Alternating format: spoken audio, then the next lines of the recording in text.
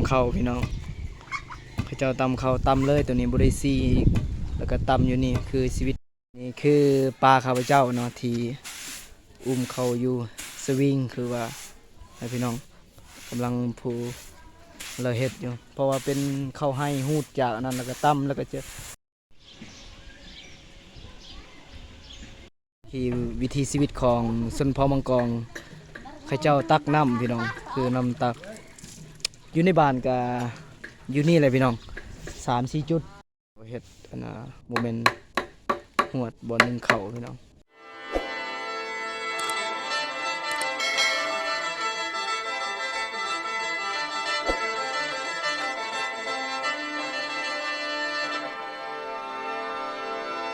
สบายดีพี่น้องมื้อนี้พบกับซ่องสีไลอีกแล้วพี่น้องมื้อนี้ก็คือสีไปแขกเนาะไปยามแม่ป้าอยู่ทางเมืองนอกไปแล้วพี่น้องก็เลยว่าเอาของผักของต้นมาสิไปเก็บมะม่วงพี่น้องนี่คือมะม่วงจากต้นเลยพี่น้องเห็นบ่พี่น้องมะม่วงข้าวเจ้าเนาะอยู่หน้าพี่น้องอยู่นี่นะอยู่หน้าแล้วก็จังน้อยก็สิไปทางพุ่นแล้วพี่น้องทางบ้านปัจจิเตียนไปยามแม่ป้าพี่น้องเอาของต้นนี่มาฝากเพิ่นเอาฝากพี่น้องเห็นบ่ขาต้นเลยพี่น้องนี่หมากม่วงพี่น้องสีฝากเพิ่นฝากแม่ป้าการเดินทางพี่น้องในการเดินทาง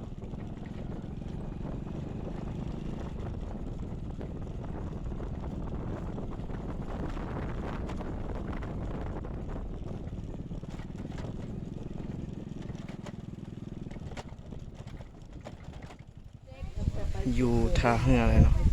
เรือบักพี่น้องวันเรือบักเลยพี่น้องกำลังข้ามไปเป็นทางที่สิไปอยู่พุ่นเนาะภูเขาแบบสวยงามแม่น้ำฮอดเลยเนาะบ้านปัจเจเตียนเราเดินทางมาเพราะว่าการเดินทางของเราก็ยากอยู่พี่น้องขึ้นภูขึ้นผากันเลยว่าบริถ่ายตามทางเดี๋ยวนี้ก็ฮอดเลยพี่น้องเอ้ยนี่คือบ้านปัจเจเตียน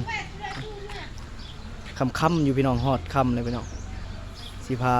ทาดเบิ่งนำกันเนาะไปนี่คือปลาข้าพเจ้าเนาะที่อุ้มเขาอยู่สวิงคือว่าให้พี่น้องกำลังผูเราเห็ดอยู่เพราะว่าเป็นเข้าให้หูดจากนั้นแล้วก็ตำแล้วก็จะสิไปสีพี่น้องนี่แต่ว่ามีประโยชน์หลายอย่างเพราะว่าเห็ดแบบนี้คือเป็ดไก่กินเนาะนี่คือวิธีชีวิตของชนเผ่ามังกรพี่น้องตำเข้าพี่น้องเขาเจ้าตำเข้าตำเลยตัวนี้บริซีแล้วก็ตำอยู่นี่คือชีวิตดั้งเดิมของชนเผ่ามังกรเขาเจ้าทางเอาลูกแด่พี่น้องตำแด่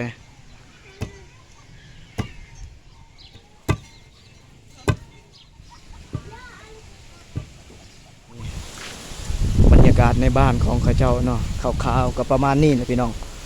นี่ยามนี้ยามหนาวพี่น้องเอ้ยเย็นบรรยากาศ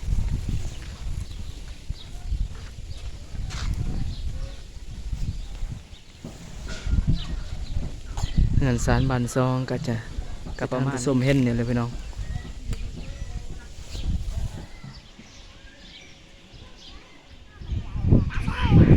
ส่วนร้ายเขาก็จะลิ้นจังซี่เลยพี่น้องนี่อยู่บ้านนอกบ้านนาบางคนก็ฟิงไฟพี่น้องนี่วิธีชีวิตของสาวมังกรพี่น้อง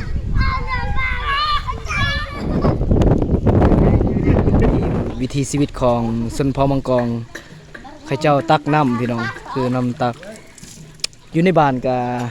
อยู่นี่เลยพี่น้อง3-4 จุดส่วนลายเขาก็ใส่แบบจังซี่พี่น้องเลยยังบ่มีน้ำส่วนตัวเจ้าใส่น้ำรวมวิธีชีวิต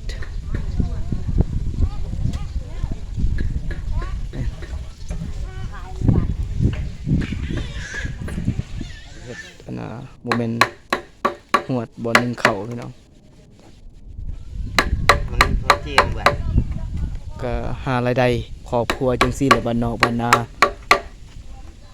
เจ้าส่วนหลายใส่จังซี่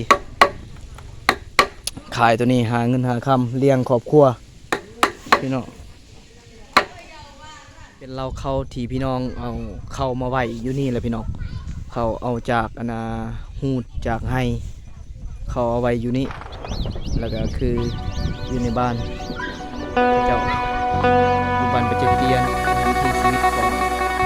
เด็กน้อยเฮ็ดสวนปลูกบัวกล้วยบัวมะม่วงหรือว่ามากนัดพี่น้องนี่จังซีปลูกกินบริปลูกขายพี่น้องยังหารายได้ยากอยู่ในการค้าขายเพราะว่าอยู่ในชนบทก็ประมาณนี้พี่น้องน้ำพาในบ้านเลาะพี่น้องเลาะบ้านเพิ่น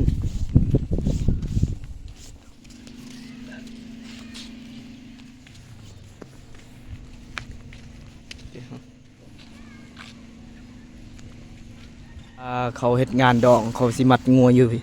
ยู่บอนนี้เนาะพี่น้องอยู่บอนนี้บอนทางก่อนเขาสิเฮ็ดดองหรือว่ากินงะก็มัดอยู่นี่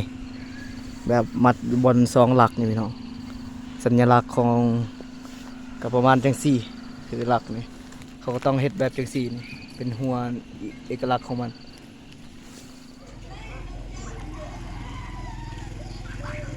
บรรยากาศพี่น้องตอนค่ำๆเลยสิมืดเลยพี่น้องยังวิถีชีวิตการดังเดิมพี่น้องเฮือนหลังนี้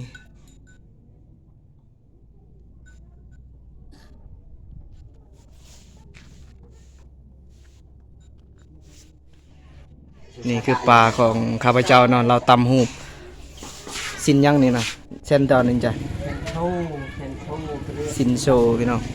ข้าเจ้าหลากหลายเอกลักษณ์ของไมมอนคักแน่พี่น้องวิธีชีวิตของชาวมังกรส่วนหลายเขาก็ตำหูบ่ว่าเฮ็ดไห้บ่ต่างๆในบ้านบ่ว่าเฮ็ดหวดขายหารายได้ครอบครัวอันนี้ก็คือหารายได้ครอบครัวเช่นเดียวกันในการตำหูตำสินหลากหลายงามพี่น้องมอนไฟมอนไทยเป็นเองยำเอง เฮ็ดเองพี่น้องทุกอย่างสมัยดังเดิมแบบยอมดำหม้อแบบย้อนยุคแต่สมัยโบราณแต่ปู่ย่าตายายหลังจากเที่ยวเลาะสาวบ้านมังกรแฮมห้อยที่บ้านประเจเตียน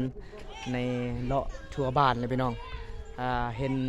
หลายวิธีบ่ว่าการตำหูปอีหยังต่างๆวิธีใช้ชีวิตของเขาเจ้าบ่ว่าตักน้ำพี่น้องอยู่ในบ้านของประเจเตียนสาวบ้านมังกรวิธีชีวิตบ่ว่าตำหูปพี่น้องหลายสิ่งหลายอย่างเอาสำหรับคลิปนี้ก็สิจบเพียงเท่านี้แล้วฝากกดไลค์กดแชร์ฝากกดติดตามบ๊ายบายพี่น้อง